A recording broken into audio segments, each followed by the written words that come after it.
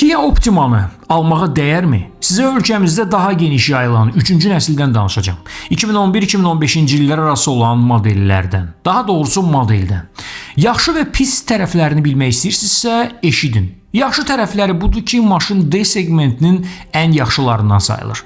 Nisbətən müasir və cəzb edici kənar görünüş. Geniş salon, bol funksiyadan ibarətdir. Uzun yola çıxacaqsınızsa çalışın stabil bir sürət seçəsiniz. Çünki maşının motoru, diskomfortu, bağırçərəyi sevmir. Çoxunun yağ yeməklə də arası pis deyil, amma bu təşviş yaratmasın heç kimdə. Mühərrik problemləri maşının ən çox gündəmə gələn məsələsi sayılır.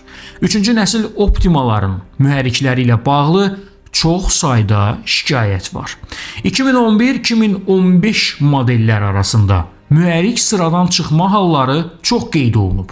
2.4 litr və bəzi 2.0 litr, yəni 2 litrlik GDI mühərriklərində dizayn və yağ idarə etməsi problemləri ola bilər ki, bu da karbon yığılması, yağ istehlakı və hətta mühərrikin diaqnozsuz dayanmasına gətirib çıxara bilər. Yəni motor vura bilər.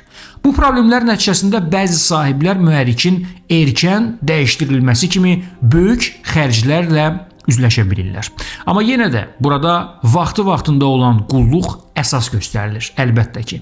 3-cü nəsil Optima etibarlılıq reytinqində 42 avtomobil arasında aşağı pillələrdə göstərilir. Elektrik və sükan sistemi ilə bağlı şikayətlər də çoxdur. Transmissiya yağı hər 70 mində dəyişilməli, mütləq və tam qaydalı formada adaptasiya olunmalıdır.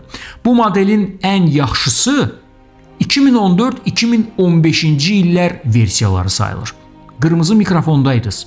Başqa hansı maşından danışaq?